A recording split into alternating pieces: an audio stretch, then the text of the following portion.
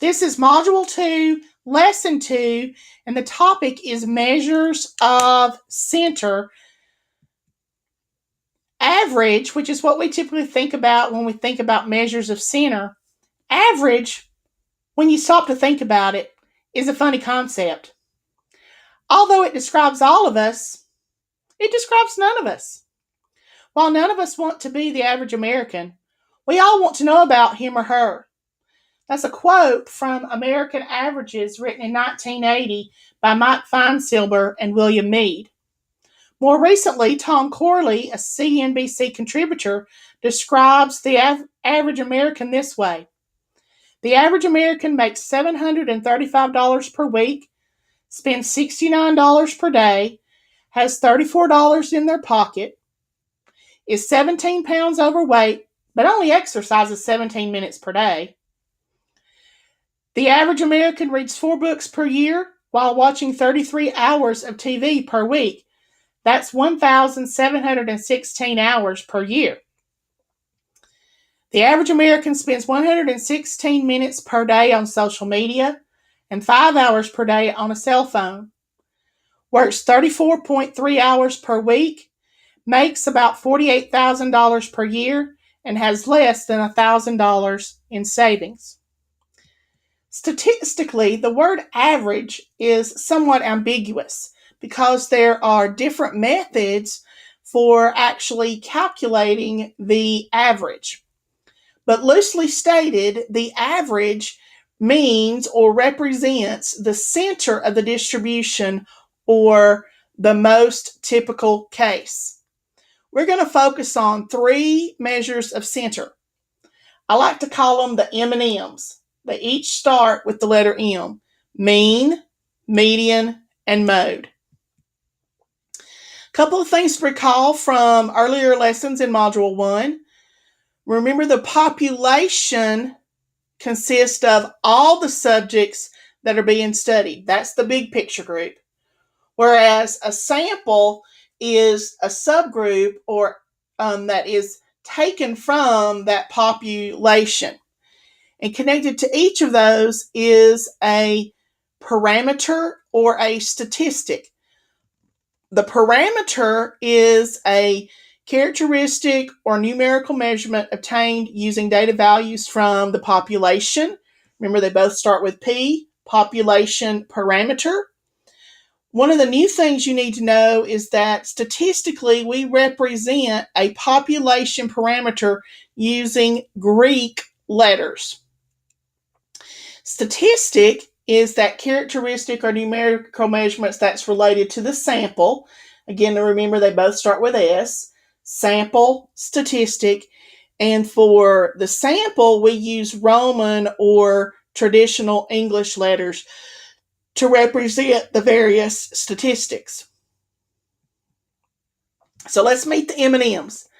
The measure of center is the data value or possibly values at the center or the middle of a data set.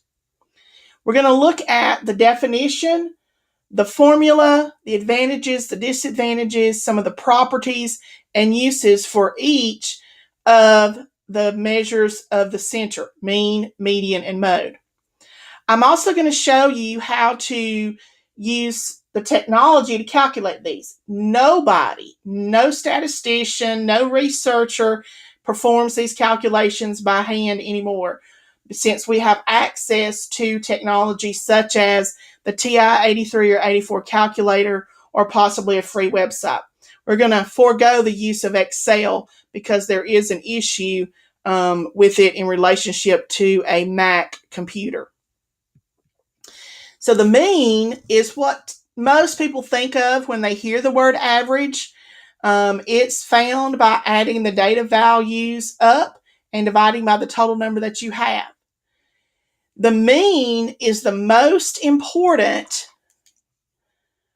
of all numerical measurements used to describe the data because it takes into consideration all of the data values. So if you're ever limited on the ones you can calculate, you definitely want to calculate the mean of the data set. The mean is unique to the data set, and it may not necessarily be one of the data values that you have listed. Some of the challenges related to the mean is that it's affected by extremely high or low values, what we call outliers, and it may not be the best measurement to use if you have those outliers. One of the reasons that the mean is so important is that it's used in calculating other values, and it's going to vary less when the mean or when the samples are taken from the same population and you calculate all three of the values. You're going to have that consistency. Okay, this is the formula. Again, please do not get bent out of shape about the formula, okay? But mathematically, what you're doing is you're adding up all of your data values and dividing by how many you have. And we just use fancy math symbols to show that. The big E looking symbol called sigma means mathematically to add them all up. So this just tells me add up all of the values and divide by the sample size. The one symbol you do need to know is this one right here, the X with the line over it. It's read as X bar, and it is the mathematical symbol for the sample mean. The other symbol you need to be familiar with is this funky looking U symbol. That's the Greek letter mu, and it represents the mean of the population. You will see those in questions that you have or in problems or in research, so you want to be familiar with those two symbols.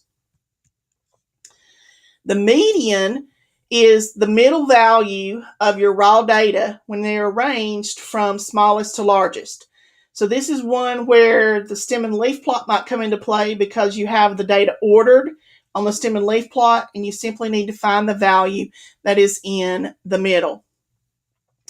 The median is used when you want to determine the values that fall in the upper half or the lower half of the distribution.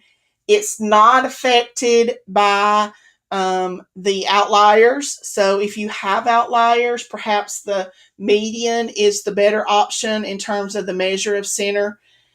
It can be one of your original data values, but it does not have to be. It has different notations, again, depending upon the technology that you're using. Some technology label it with MD. Some use MED, the first three letters of median. Or sometimes you'll see it written X with this little wavy line across the top. It's called a tilde, and it's read X tilde. The median, finding the median depends upon how many data values you have. You want to put them in order and then find the value that's in the middle. Well, that's easy to do if you have an odd number because you have an exact middle. If you have an even number of data values, then you actually have two middles, and we actually find the mean, or what you would call the average, of those two middles. The mode is the data value that occurs the most often. It's sometimes referred to as the most typical case. It's very easy to compute because all you're looking for is what data value or possibly values occur the most. This is the only measure of center that can be used with qualitative data, specifically at the nominal level. It's not necessarily unique to the data set because you can have more than one mode, or it is possible you don't have a mode or a value that occurs the most often in the data set. It doesn't really have a special symbol, and you just basically have to scan the list. From a quantitative standpoint, you can again use the stem and leaf to help you identify the mode. So a lot of students say, well, which one should I use? Well, unfortunately, there's not a single best answer to that question. There really are no special criteria for determining which of the measures of center would be best. Oftentimes you want to use, if you're writing up your research, you want to avoid using the word average. Instead, be specific. Say the mean, the median, the mode. And you can use the advantages and disadvantages that we looked at above to make a decision on which one you think you should use. Again, remember, if you're limited on what you can calculate, you definitely want to calculate the mean, because the mean takes all of the data values into consideration and is actually used in other statistical calculations. Let's take a look at some connections between the measures of center and trying to identify the distribution. We talked about distributions earlier, and we were doing it basically using our eyeballs or kind of our gut, just looking at a visual representation. But we can actually verify whether or not a distribution is skewed to the left, skewed to the right, or symmetric by comparing the mean, the median, and the mode. So if you'll recall, a bell-shaped distribution is symmetric, which means the left side mirrors the right side. The data values are evenly distributed. It is what we call unimodal. It has a single peak and a single mode. And if you perform the calculations and find that your mean and your median and your mode are all virtually the same value, that is how we can confirm and verify that the distribution is symmetric. When you think about it being right skewed, remember, right skewed means the majority of the data values are on the low end, and then it tapers off as you move to the right.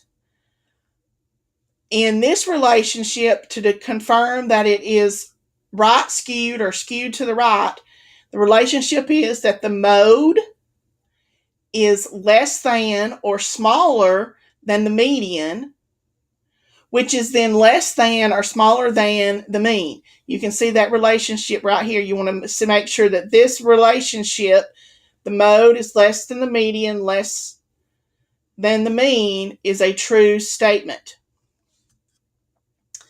Finally, to see or confirm that a distribution is left skewed, you look at the relationship that the mean is the smallest. So the mean is less than the median, which is less than the mode. So you'd be looking for this relationship here, and you want to make sure that that's a true statement. Now, sometimes the mode, because especially if you have more than one mode, can kind of cause a problem when you're looking at that relationship. So you really, most of the time, you can focus primarily on the relationship between the mean and the median. In another PowerPoint and video, we're going to look at an example of how to use the different technology to calculate the measures of center. But the neat thing about the technology is that it actually calculates all of your descriptive statistics at once. And so I want us to continue looking at the other measures of variation and measures of position before we actually look at how to use the technology, because it would give you some information you wouldn't understand.